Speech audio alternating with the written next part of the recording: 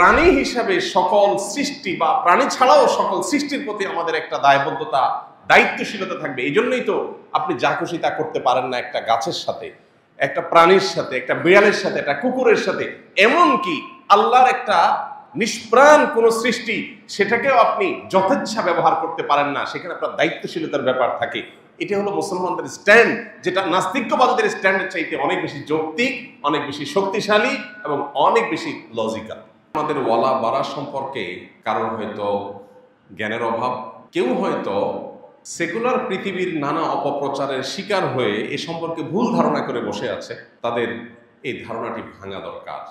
যদি তিনি মুমিন হয়ে এই পৃথিবীতে বেঁচে থাকতে চান, যদি তিনি মুসলমান হতে চান, তাহলে তার এই ধারণা ভাঙতে হবে, ভুলটা ভাঙতে হবে। নবী সাল্লাল্লাহু আলাইহি সাল্লামের প্রসিদ্ধ হাদিসগুলোর মধ্যে থেকে একটি, মান আহাব্বা লিল্লাহ, যে ব্যক্তির ভালোবাসা হবে আল্লাহর খাতিরে, ওয়া আবগাদা লিল্লাহ, আর যে ব্যক্তি কাউকে অপছন্দ করবে, কারোর প্রতি শত্রুতা পোষণ করতে হলে সেটা করবে, সেটাও আল্লাহর খাতিরেই। ওয়া আতা লিল্লাহ, যে ব্যক্তি কাউকে কিছু দিবে সেটা আল্লাহকে খুশি করার জন্যই দিবে, আল্লাহর কারণেই দিবে।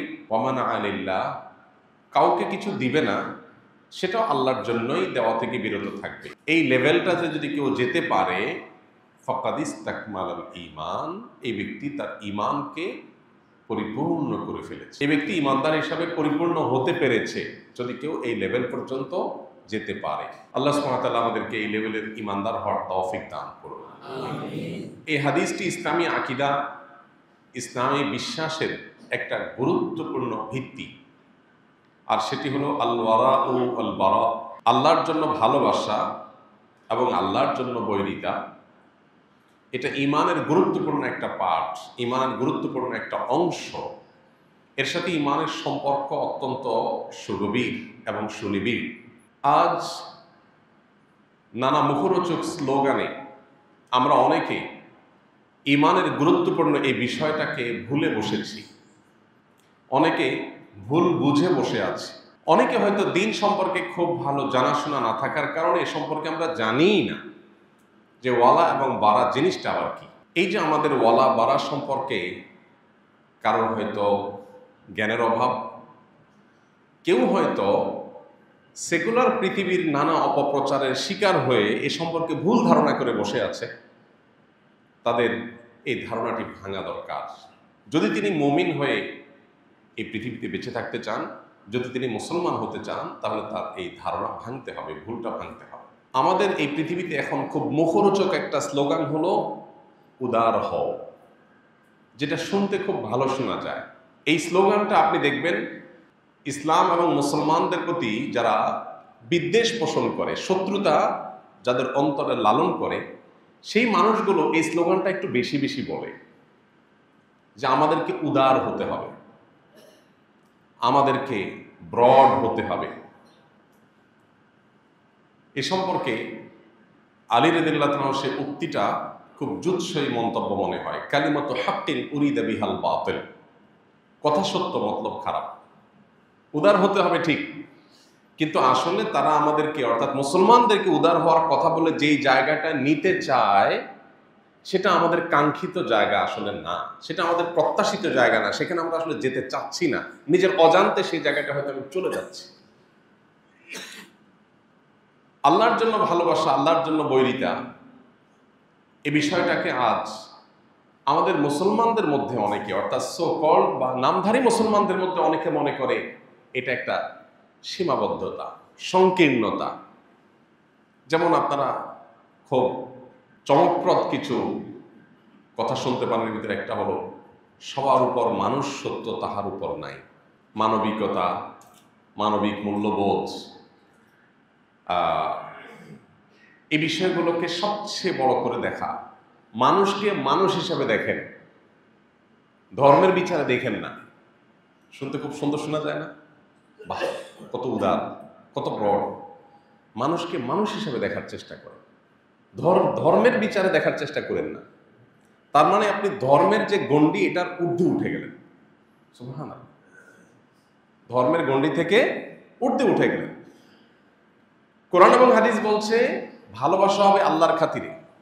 একজন মানুষ আল্লাহর প্রতি ঈমান আনছে, তাকে আমি ভালোবাসবো, আমার ভালোবাসাটা তার জন্য হবে আল্লাহর খাতিরে, বিকজ তিনি আল্লাহর প্রতি বিশ্বাসী, তিনি আমার লোক, আমি তার লোক, আমরা একে অন্যের অভিভাবক। কোরআনে বারবার যে কথাটি আল্লাহ বলেছে, ঈমানদাররা পরস্পর পরস্পরের অভিভাবক, ঈমানদাররা পরস্পর পরস্পরের বন্ধু, আপন। একজন মানুষ আফ্রিকায় বসবাস করতে পারেন, আমেরিকায় বসবাস করতে পারেন, কিন্তু তিনি যখন আল্লাহর প্রতি বিশ্বাসী হবেন, তখন তার সাথে আমার একটা বন্ধনের কারণে আলাদা একটা ভালোবাসা তৈরি হয়ে যাবে। আর কোনো মানুষ আমার সাথেই হতে থাকেন, কিন্তু তিনি আল্লাহ বা তার রাসূলের প্রতি বিশ্বাস রাখেন না, বরং ইসলাম মুসলমানদের প্রতি বিদ্বেষ লালন করেন, এই লোকটাকে আমি অপছন্দ করব আল্লাহর খাতিরে। হতে পারে সে আমার পরিবারের সদস্য, হতে পারে রক্ত সম্পর্কেও কেউ, কিন্তু তাকে যে অপছন্দ করব সেটা কাজ খাতিরে, আল্লাহর খাতিরে। ঠিক যেমন আমরা রাজনৈতিক বিবেচনায়, দলীয় বিবেচনায় একে অন্যকে ভালোবাসি বা বিদ্বেষ পোষণ করি। যিনি যেই দল করেন, ওই দলের নেতা কর্মী, সমর্থক, অনুসারী সবাইকে তার ভালো লাগে, আর প্রতিপক্ষ দলের সবাইকে তার কাছে খারাপ লাগে। এখানে ভালোবাসার মানদণ্ড কি? দলীয় আনুগত্য আর দলের প্রতি ভালোবাসা। মানুষের বিভিন্ন বিষয়কে কেন্দ্র করে ভালোবাসা হতে পারে। যেমন আমরা যখন দূর দেশে যাই, যখন শুনি আমার দেশি বাংলাদেশি ভাই, তখন একটা টান অনুভব করি, এগুলো প্রকৃতিগত। যখন আমরা দেখি কোথাও গিয়ে একজন মানুষ বাংলায় কথা বলছেন, দূর দেশে যেখানে বাংলায় কথা বলা লোক নাই, তখন আমরা একটা টান অনুভব করি যে আমার ভাষাভাষী। এগুলো সবই প্রকৃতিগত এবং এগুলো কোনো দোষণীয় বিষয় না, এগুলো স্বাভাবিক। কিন্তু আমি বলছি, আইডিওলজিক্যাল জায়গা থেকে মানুষের ভালোবাসার একটা মানদণ্ড থাকতে হয়। যদি বলেন যে না আমি এসব মানদণ্ডের ঊর্ধ্বে, তাহলে আপনি ঈমানের গণ্ডির বাইরে, ঈমানের গণ্ডির বাইরে। আমরা যেটাকে অনেক ক্ষেত্রে উদারতা মনে করি, সেটা মূলত উদাসীনতা। আমরা যেটাকে মনে করি ধর্মীয় উদারতা, কোনো কোনো ক্ষেত্রে সেটা ধর্মের বেলায় উদাসীনতা। বেশ কিছুদিন আগেই একজন বড় ক্রীড়া তারকা, ক্রীড়া জগতের তারকা, ভিনদেশী, ইংলিশে তার একটা টিভি সাক্ষাৎকার, এটা কোনোভাবে শোনার সুযোগ হয়েছে এবং এটাকে অনুবাদ করে আমরা আমাদের ফেসবুক পেজে প্রচারও করেছি। আমার যতটুকু মনে পড়ে, সাবটাইটেল দিয়ে বাংলায় ওটা আমরা প্রচার করেছি। ভদ্রলোক চমৎকার একটা কথা বলেছেন। উনি তখন অমুসলিম ছিলেন, সম্ভবত খ্রিস্টান ছিলেন। তিনি একটা কথা বলেছিলেন যে ধর্মগুলো যদি শেয়ার বাজারে উঠে এবং এগুলো যদি দর ঠিক করা হয়, তো আমি একজন খ্রিস্টান হলেও ইসলাম ধর্মের শেয়ার আমি কিনব।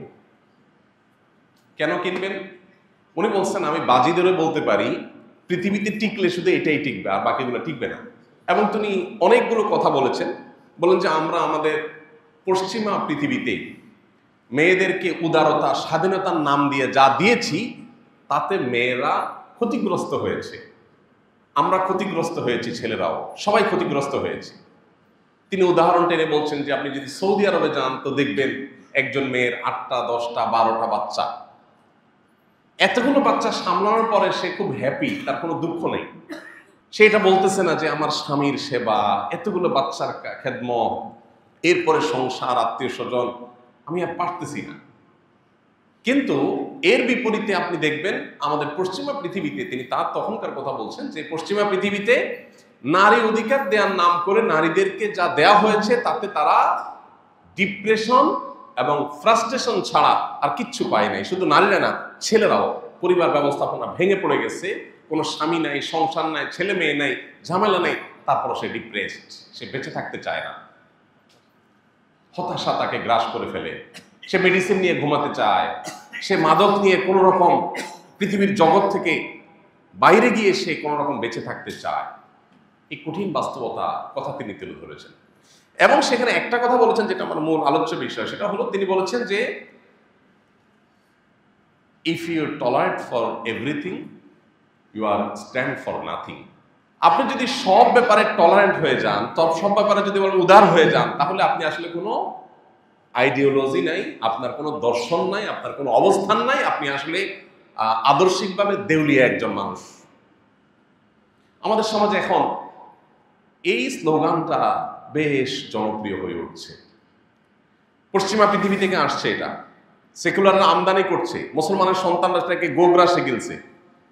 মানুষ হিসাবে দেখেন, ধর্মীয় গণ্ডিতে দেখেন না। শুনতে খুব ভালো শোনা যায়, কিন্তু ভাইরা আমার, যারা এই স্লোগানগুলো বলে, আপনি যদি একটু নিবিড়ভাবে পর্যবেক্ষণ করেন দেখতে পাবেন তারা এই স্লোগানটা মুখে বলে, বাস্তবে হুবহু এর বিপরীতটা তারা করে। মানুষ হিসাবে দেখার এই দৃষ্টিভঙ্গি যদি তারা বিশ্বাসের জায়গা থেকে লালন করত, তাহলে ফিলিস্তিনের মানুষগুলোর বুকে বোম পড়তো না। কারণ ফিলিস্তিনের মানুষগুলো মানুষ, তারা তাদেরকে মানুষ হিসাবে দেখে না। কি হিসাবে দেখে? মুসলমান হিসাবে দেখে। এই জন্য সেখানে বোম পড়লেও তাদের কোনো আফসোস নাই। এই জন্য আমরা যারা মুসলমানের সন্তানরা, ওদের সমস্ত মুখরোচক স্লোগান শুনে আমরা উদার হওয়ার কসরত করছি, অর্থাৎ ধর্মীয় গণ্ডির ঊর্ধ্বে ওঠার চেষ্টা করছি। সবকিছুতে ধর্ম টানাটানের দরকার কি? আমরা মানুষকে মানুষ হিসাবে দেখি, মুসলমান হিসাবে দেখলে তো সীমাবদ্ধ হয়ে যায়। এইরকম মুখরোচক স্লোগানে যারা আমরা আমাদের দিনই গণ্ডি থেকে বের হয়ে যাচ্ছি। এখানে একটা কথা পরিষ্কার করা দরকার, আমরা মানুষকে মানুষ হিসাবে দেখতে নিষেধ করছি না। আমরা এটাও বলছি না যে আমাদের দিন আমাদেরকে বলেছে শুধু মুসলমানদের জন্যই তোমাদের সকল অনুকম্পা মায়া থাকুক, অমুসলমান হলে তাদের জন্য আর কোনো দয়া মায়া থাকবে না, এটা ইসলাম বলে না। এই জায়গাটা আমরা যেন কেউ আবার ভুল না বুঝি। আমার ভালোবাসা, আমার ভালো না বাসা, এটার ভিত্তি হবে আল্লাহ, আল্লাহকে কেন্দ্র করে হতে হবে। আবার যাদেরকে আমি ভালোবাসবো না তাদেরকেও ভালোবাসার সূত্র আছে অ্যাজ এ আল্লাহর সৃষ্টি। সেকুলার পৃথিবী, পুঁজিবাদী এই পৃথিবী আপনাকে বলবে মানুষকে মানুষ হিসাবে দেখতে, আর ইসলাম আপনাকে বলবে মানুষকে আল্লাহর সৃষ্টি হিসাবে দেখতে। পার্থক্য কোন জায়গায়? পার্থক্য হলো, আপনি যখন মানুষকে মানুষ হিসাবে দেখবেন তখন আপনার এই জায়গাটাতে স্রষ্টার অস্তিত্বের কোনো ধারণা আসবে না। আর যখন মানুষকে আপনি সৃষ্টি হিসাবে দেখবেন তখন অটোমেটিকলি স্রষ্টার ধারণা চলে আসবে। শুধু সেটাই নয়, মানুষকে মানুষ হিসাবে দেখার চাইতে মানুষকে সৃষ্টি, আল্লাহর মাখলুক হিসাবে দেখা, এটা আরো ব্রড চিন্তা, এটা আরো প্রশস্ত চিন্তা। কারণ আপনি যখন সৃষ্টি হিসাবে দেখবেন তখন শুধু মানুষ নয়, অন্যান্য প্রাণীদের প্রতি আপনার অনুকম্পার বিষয়টা চলে আসবে। শুধু সেটিই নয়, নবী করিম সাল্লাল্লাহু আলাইহি সাল্লামের কাছে প্রশ্ন করা হয়েছিল যে একটা প্রাণী, একটা পাখি, তার প্রতি অনুকম্পা করলেও কি আল্লাহ আমাদেরকে সওয়াব দিবে? নবীজি সাল্লাল্লাহু আলাইহি সাল্লাম বলেছেন, আলা কুল্লি কাবিদিন রাতবাতিন আজরুন, প্রত্যেকটা প্রাণ যার ভিতরে আছে তাকেই যদি তুমি কোনো উপকার করো আল্লাহর কাছ থেকে তুমি রিওয়ার্ড এবং বিনিময় পাবে। তার মানে কি দাঁড়ালো? ইসলাম আমাদেরকে শুধুমাত্র মানবিক দৃষ্টিকোণ থেকেই দেখতে বলে না, মানবিক দৃষ্টিকোণ থেকে আমরা দেখবই মানুষ হিসাবে মুসলিম অমুসলিমদের প্রতি আমাদের আন্তরিকতা, সৌহার্দ্য, সহমর্মিতা, ভালোবাসা থাকবে। শুধু তাই নয়, প্রাণী হিসাবে সকল সৃষ্টি বা প্রাণী ছাড়াও সকল সৃষ্টির প্রতি আমাদের একটা দায়বদ্ধতা, দায়িত্বশীলতা থাকবে। এই জন্যই তো আপনি যা খুশি তা করতে পারেন না একটা গাছের সাথে, একটা প্রাণীর সাথে, একটা বিড়ালের সাথে, একটা কুকুরের সাথে। এমনকি আল্লাহর একটা নিষ্প্রাণ কোন সৃষ্টি, সেটাকেও আপনি যথেচ্ছা ব্যবহার করতে পারেন না, সেখানে আপনার দায়িত্বশীলতার ব্যাপার থাকে। এটা হলো মুসলমানদের স্ট্যান্ড, যেটা নাস্তিকবাদীদের স্ট্যান্ডের চাইতে অনেক বেশি যৌক্তিক, অনেক বেশি শক্তিশালী এবং অনেক বেশি লজিক্যাল। আজ এই মুখরোচক স্লোগানের চোরা বালিতে আমরা অনেকে হারিয়ে যাচ্ছি। আমরা আমাদের ইমানের জন্য, ইমানের খাতিরে ভালোবাসা এবং বৈরিতার জায়গাটা থেকে আমরা সরে গিয়ে আমরা মূলত আমাদের দিন এবং ইমানের ব্যাপারে উদাসীন হয়ে যাচ্ছি। আর যার ফলশ্রুতিতে কুফরির কাছাকাছি আমরা চলে যাচ্ছি নিজের অজান্তে। আপনি অতি উদার হয়ে কুফরির কাছাকাছি চলে যাবেন। আমরা আমাদের পরিবারের সদস্যদেরকে ভালোবাসি এবং এই ভালোবাসাটা অন্য কারোর জন্য আমরা রাখি না। এর মানে এই না যে আমরা অন্যদেরকে ঘৃণা করি, কিন্তু আমার ভালোবাসার একটা ভিত্তি হলো আমার পারিবারিক বন্ধন। আমি আমার বাপ মা, ভাই বোন, ছেলে মেয়ে, স্বামী স্ত্রী, পরস্পরকে আমরা যে ভালোবাসাটা দিই, এটা আরেকজনকে দেই না। ঠিক একইভাবে ইমানের খাতিরে আমার একটা ভালোবাসা হবে, এটা রিজার্ভ ফর মুমিনিন, এটা অন্য কারোর জন্য আর হবে না।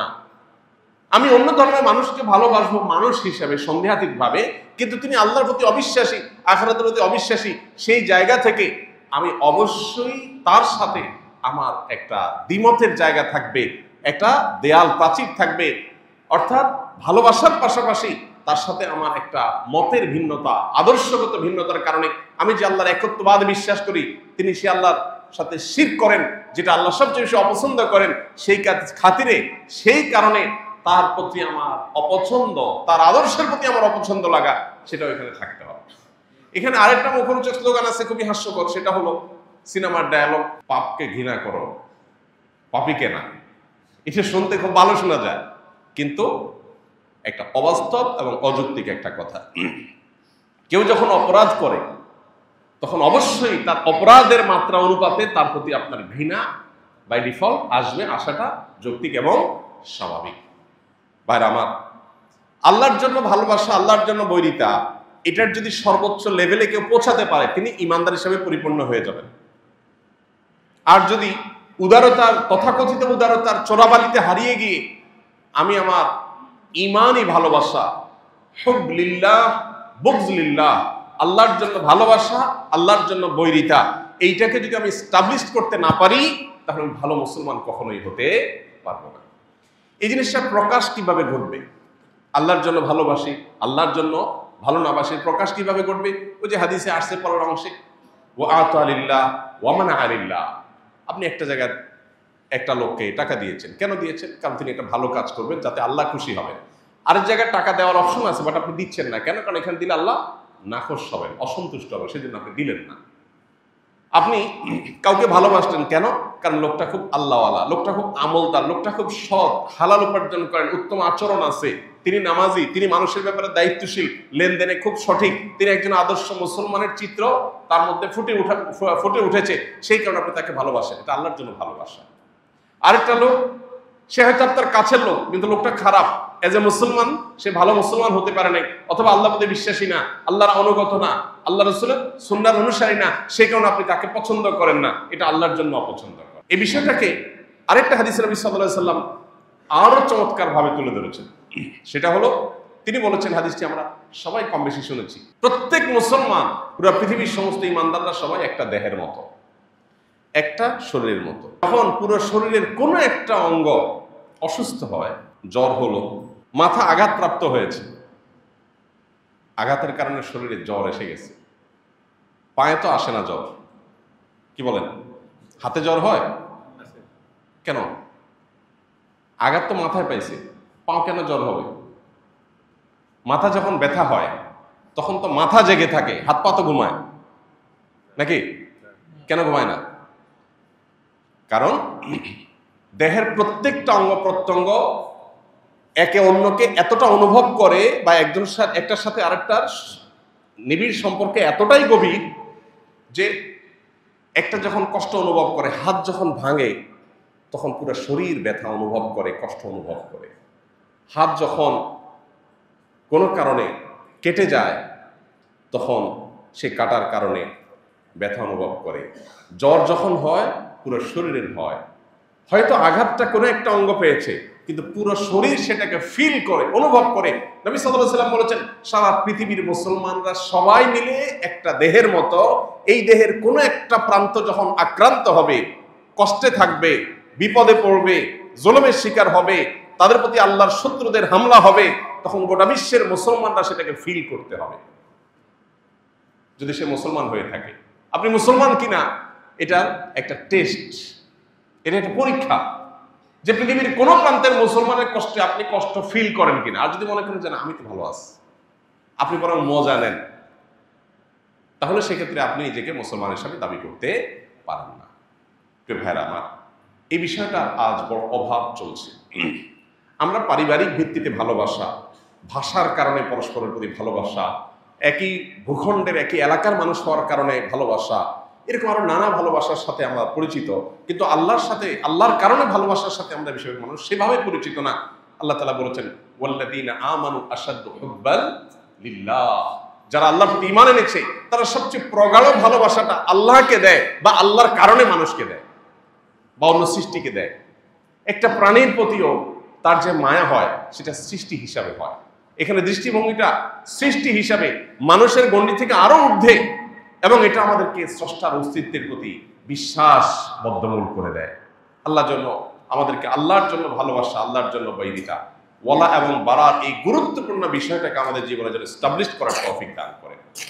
প্রিয় ভাইরা আমার, আজ পশ্চিমা দুনিয়াতে তারা নানা দিক থেকে এগিয়ে আছে আমাদের চাইতে, এবং এগিয়ে থাকার কারণে তাদের থেকে যা পাই সেটাকেই গোগ্রাসে গেলার একটা প্রবণতা আমাদের সমাজে প্রকট আকার ধারণ করেছে। এটা এক দুর্ভাগ্যজনক বাস্তবতা। আমাদের শিক্ষিত তরুণরা, শিক্ষিত মানুষজন অনেকেই আছেন যে ওদের আমাদের চাইতে জাগতিক জ্ঞান বিজ্ঞানে এগিয়ে থাকা, নানান দিক থেকে এগিয়ে থাকার কারণে ওদের কাছ থেকে যেটাই পাই সেটাই আমরা গোগ্রাসে গেলি, আর ওরাও পরিকল্পনা করে আমাদের সমাজে সেগুলোকে পুশ করার জন্য হাজারটা চেষ্টা করে, শত শত হাজার হাজার কোটি টাকার ফান্ড তারা এই জন্য দেয় যাতে করে মুসলমানদের সমাজ ব্যবস্থাতে এগুলো ঢুকিয়ে দেয়। মনে রাখবেন, কেন আপনাকে ওরা ধর্মীয় গণ্ডি থেকে বের করতে চায়, ঊর্ধ্বে ওঠার কথা বলে, মুখরোচক কথা বলে কেন আপনাকে সে আল্লাহর জন্য ভালোবাসা, বৈরিতা এটার ঊর্ধ্বে ওঠাতে চায় যে তুমি তোমার ধর্মের কারণে কেন ভালোবাসো, মানুষের পর কারণে ভালোবাসো, আরো উপরের গণ্ডিতে ওঠো, কেন চাচ্ছে? তারা মূলত চাচ্ছে আপনাকে আপনার গণ্ডি থেকে বের করতে। কেন বের করতে চায়? কারণ তারা জানে মুসলমানদের শক্তির জায়গায় হলো এটা। গোটা বিশ্বের মুসলমানরা বিভিন্ন ভূখণ্ডে বসবাস করতে পারে, বিভিন্ন ভাষায় কথা বলতে পারে, বিভিন্ন বিষয়ে তাদের মধ্যে ব্যবধানের প্রাচীর থাকতে পারে, কিন্তু ইমানের সুতে সবাই আমরা গাথা একই মালায়, সেই জায়গা থেকে আমরা একে অন্যকে ফিল করব, অনুভব করব, এটা আমাদের অনেক বড় শক্তির জায়গা। এই জায়গাটা যদি আমরা সঠিকভাবে অ্যাড্রেস করতে পারি, এই জিনিসটাকে যদি আমরা সঠিকভাবে ধারণ করতে পারি, তাহলে পৃথিবীতে কেউ আমাদেরকে হারাতে পারবে না। এই জন্য তারা আমাদেরকে এই গণ্ডি থেকে বের করতে চায়। টোপটা দেয় খুব মুখরোচক, আদারটা দেখতে খুব সুন্দর, আমাদেরকে বলে মানুষ হিসাবে দেখেন সবাইকে, সবার উপর আল্লাহ সত্য, তাহার উপরে সবার উপর মানুষ সত্য। মানে আল্লাহ তাআলার গুণবাচক নাম হক, হুয়াল হক, তিনিই সত্য। আল্লাহর অস্তিত্বই চূড়ান্ত, আর কোনটা চূড়ান্ত না, সবই ধ্বংসশীল, শুধু আল্লাহর অস্তিত্বই থাকবে, তিনিই একমাত্র মহাসত্য, আর কেউ না। কিন্তু সেখানে আল্লাহর জায়গায় মানুষকে বসানো হচ্ছে। আমরা চিন্তা করছি তাই তো, আমি মানবিক হচ্ছি, আমি মানবতাবাদী হচ্ছি। স্লোগানগুলো খুব সুন্দর, মানবতাবাদী, মানবিক।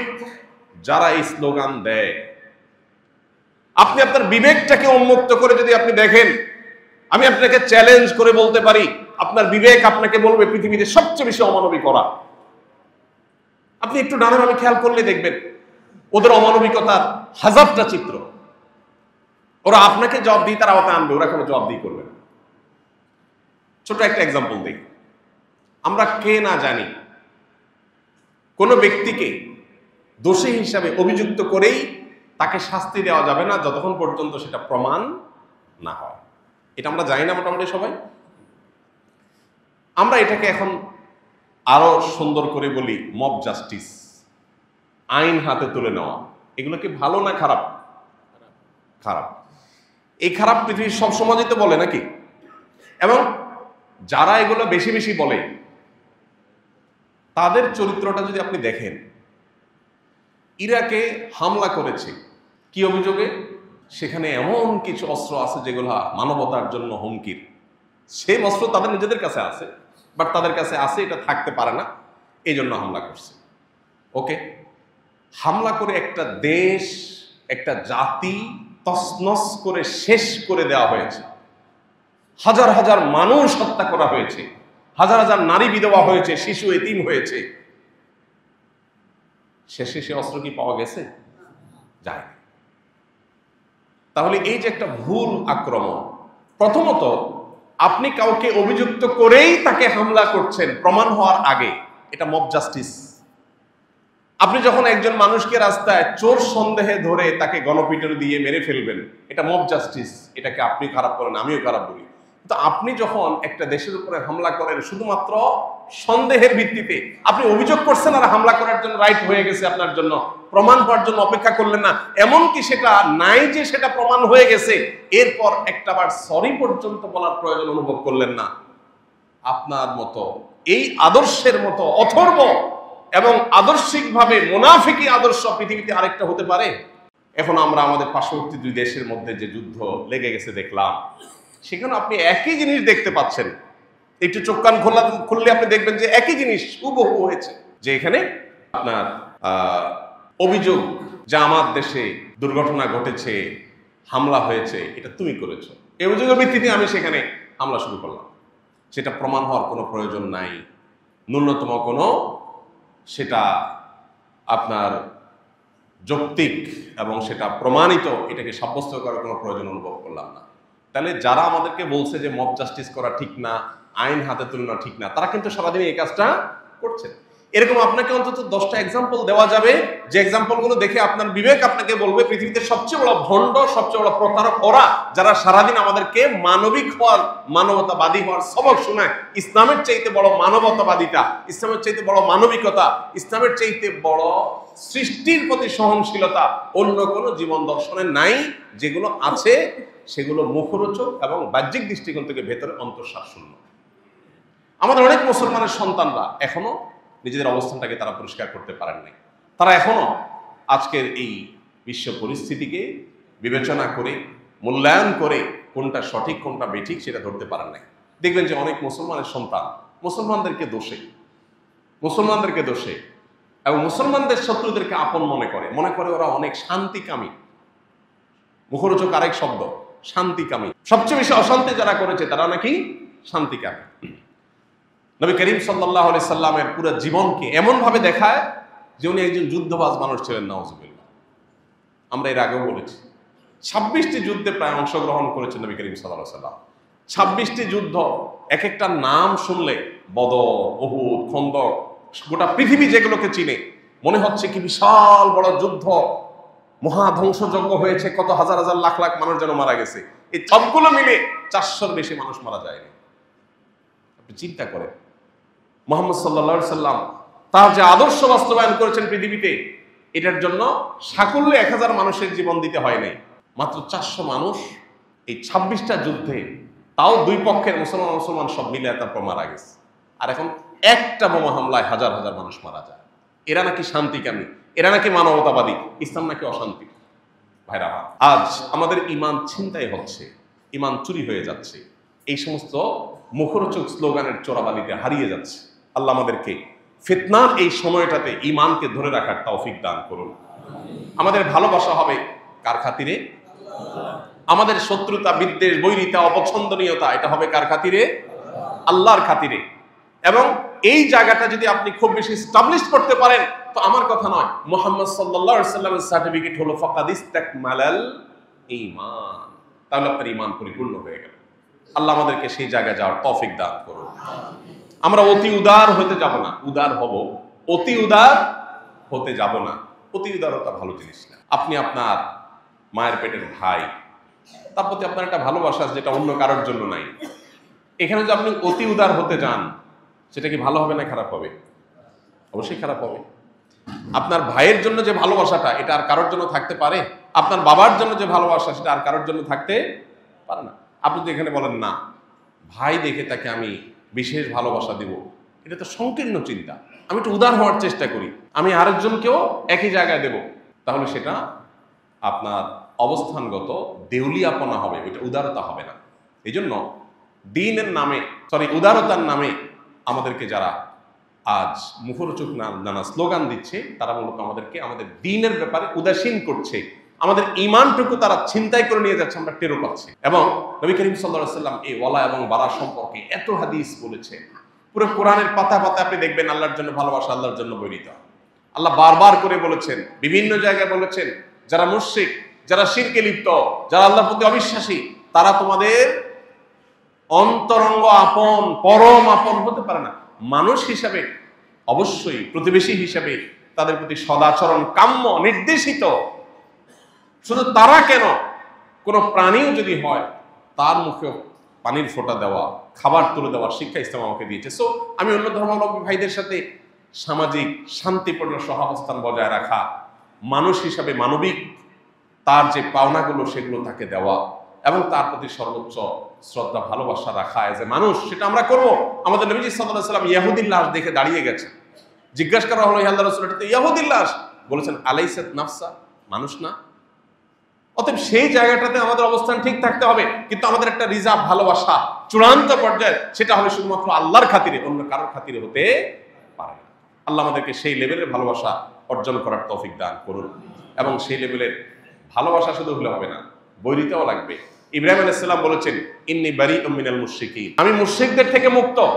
মুশরিকদের লোক আমি না, আমি ওদের লোক না। হ্যাঁ, মানুষ হিসাবে সে বিপদে পড়বে, 100 বার তার মুখে হাসি আমি খাবার তুলে দেবো, 100 বার তার পাশে আমি দাঁড়াবো, 100 বার প্রতিবেশীর তার সদাচরণ করবো, তার সাথে সুন্দর আচরণ করবো, হাসি মুখে ব্যবহার করবো, সবই ঠিক আছে, কিন্তু তার আদর্শের থেকে আমি মুক্ত, তার আদর্শের ধারে কাছেও আমি নেই। আমার সাথে তার আদর্শিক দূরত্ব, ভিন্নতা, প্রাচীর এবং দেয়াল আছে। এগুলোকে যদি তুলে দিয়ে আপনি উদার হতে চান, তো আপনি আর যা হোক মুসলমান হতে পারবেন না। আল্লাহ আমাদের সবাইকে বুঝার তৌফিক দান করুন, আমল করার তৌফিক দান করুন। গোটা বিশ্বের কোথাও মুসলমান আক্রান্ত হলে আমি কষ্ট পাবো, মুসলমানের দুঃখে আমি দুঃখী হব, মুসলমানের সুখে আমি সুখী হব, মুসলমানের কল্যাণকামী হব, তার বিজয় প্রত্যাশী হব, তার ভালো চাইব, সেটা পৃথিবীর যে প্রান্তের মুসলমানই হোক না কেন। আমি মানবিকতার জায়গা থেকে অন্য ধর্মের মানুষের প্রতি আমার সহমর্মিতা থাকবে। শুধু তাই নয়, মানবিকতার আরো ঊর্ধ্বের গণ্ডিতে গিয়ে সৃষ্টি হিসাবে যে কোনো সৃষ্টির প্রতি আমি দায়িত্বশীল আচরণ করব। আল্লাহর কাছে তার জন্য আমার জবাবদিহিতা আছে। এই জায়গাটা আমাকে আমাকে উন্নত চরিত্রের যেই লেভেলে নিয়ে যাবে, তথাকথিত শুধু মানবিক যে স্তর বা লেয়ার, এই মানবিকতার লেয়ারে যে আমরা ততদূর যেতে পারবো না। সৃষ্টি হিসাবে যখন আমরা দেখব গোটা পৃথিবীকে, সৃষ্টি জগৎকে এবং আমাদের সবাইকে, তখন আমাদের দায়িত্বশীলতার পরিমাণটা আরো বাড়বে। কিন্তু দিন শেষে অ্যাজ এ মুসলিম আমার ভালোবাসাটা আল্লাহর খাতিরে রিজার্ভ থাকতে হবে। আল্লাহ আমাদের সবাইকে সেই তৌফিক দান করুন। আজ নানা কারণে আমরা আদর্শের ভিত্তিতে, রাজনৈতিক আদর্শের ভিত্তিতে ভালোবাসা, বৈরিতা, এটা আমাদের মধ্যে প্রকট আকারে আজ এটা বিরাজ করছে। এটা আমাদের সবার কাছে ক্রিস্টাল ক্লিয়ার যে আমরা রাজনৈতিক বিভিন্ন মতাদর্শের ভিত্তিতে আমাদের ওয়ালা এবং বারাকে আমরা ভালোবাসা এবং বৈরিতাকে আমরা স্টাবলিশড করে ফেলেছি। এবং আল্লাহর জন্য ভালোবাসা, বৈরিতাকে বোঝার জন্য আমাদের দেশে প্রচলিত রাজনৈতিক এবং দলীয় মতাদর্শের ভিত্তিতে যে ভালোবাসা, বৈরিতা, এটা সবচেয়ে উত্তম উদাহরণ। বোঝার জন্য এটা সবচেয়ে ভালো জায়গা। অতএব এখান থেকে বুঝে এই জায়গাটাই শুধু আল্লাহ তার রাসূলের জন্য আমি যদি রিজার্ভ করে ফেলতে পারি, দ্যাটস এনাফ।